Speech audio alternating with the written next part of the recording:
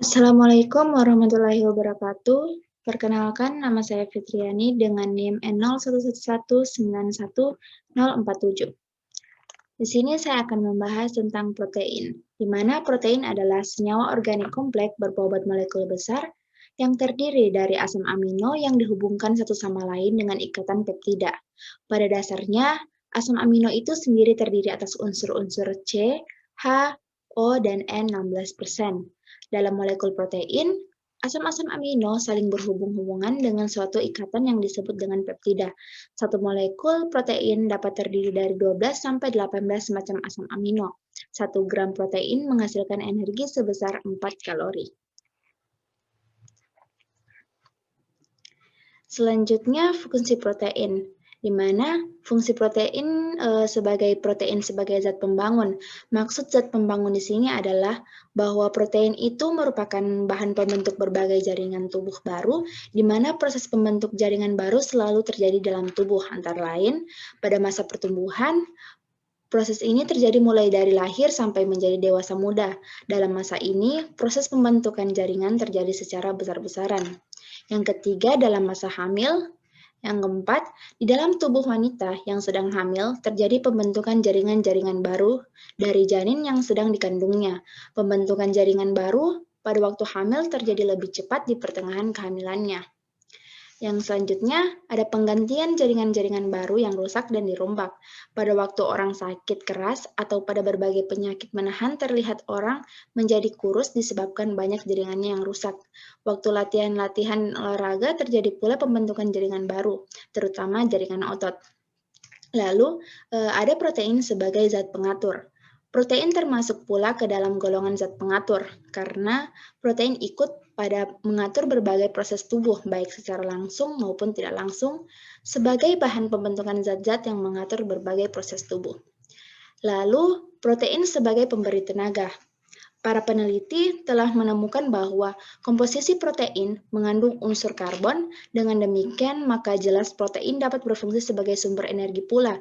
Dalam keadaan tersedianya karbohidrat tidak mencukupi, maka untuk menyediakan energi sejumlah karbon yang terkandung dalam protein akan dimanfaatkan seperlunya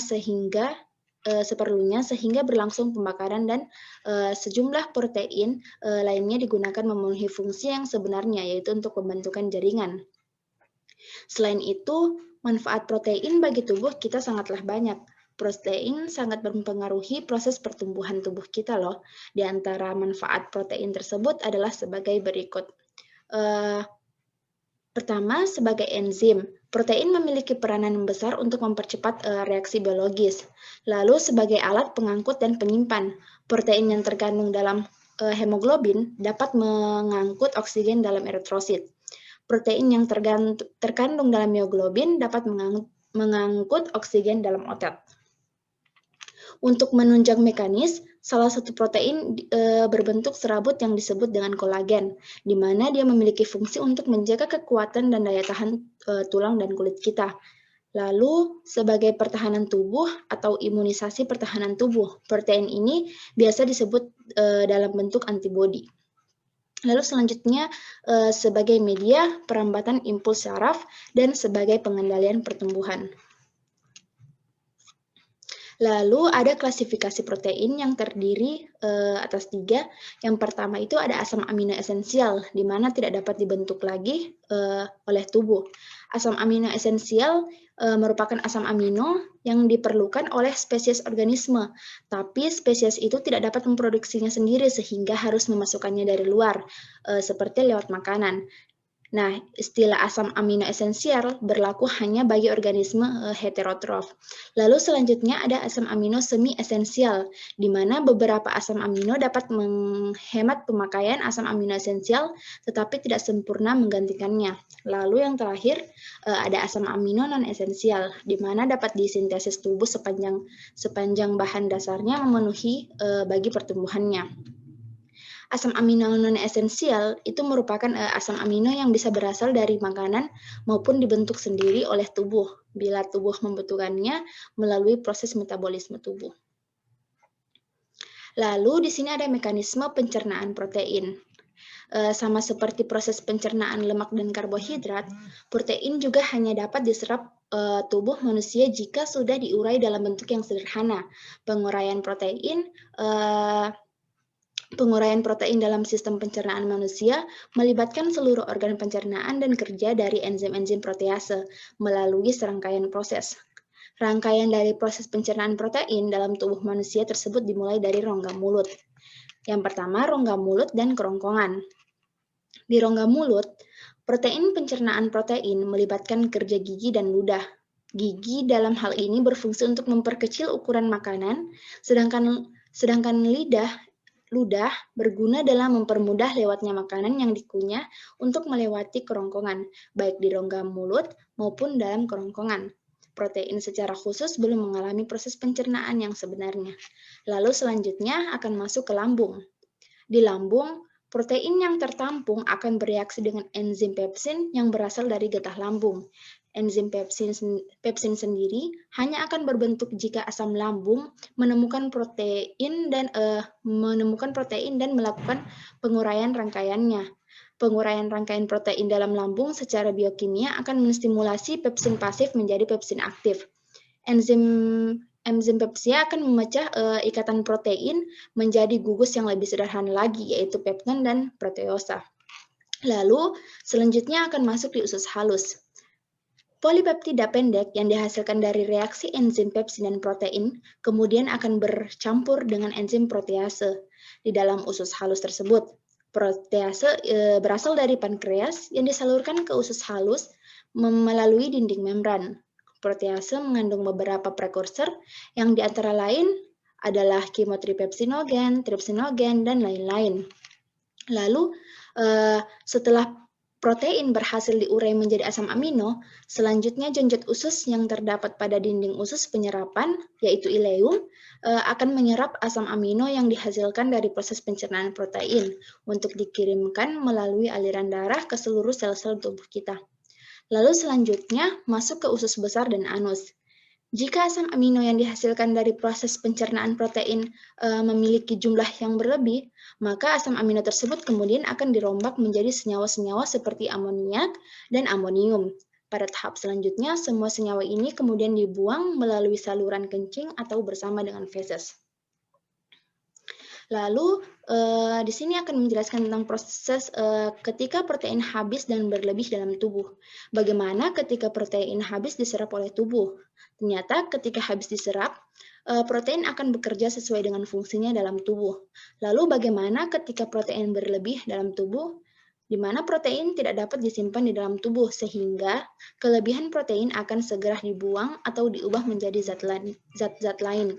Zat sisa hasil penguraian protein yang mengandung nitrogen akan dibuang bersama air seni, dan zat sisa yang tidak mengandung nitrogen akan diubah menjadi karbohidrat dan lemak. Selanjutnya ada penyakit timbul bila kekurangan protein, di mana yang pertama itu ada marasmus.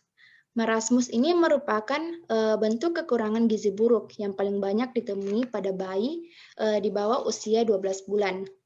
Penyebabnya bisa terjadi karena kekurangan protein yang sering disertai dengan gejala kekurangan karbohidrat. Penyakit ini tentu cukup berbahaya jika diderita, sebab dapat menggiring penderitanya pada kematian. Ciri-ciri marasmus sendiri yaitu berat badan kurang dari 60% dari berat badan yang normal, lalu suhu tubuh akan menjadi rendah, kulit di tubuh juga akan melonggar dan mengkerut sehingga bentuk tulang sangat nampak, lalu berwajah lonjong dan tampak lebih tua. Dan terakhir, ciri-cirinya yaitu perut berbentuk cekung yang biasa disertai dengan diare. Lalu ada selanjutnya ada kwashiorkor, di mana penyakit kwashiorkor ini merupakan penyakit yang bisa terjadi akibat kekurangan protein.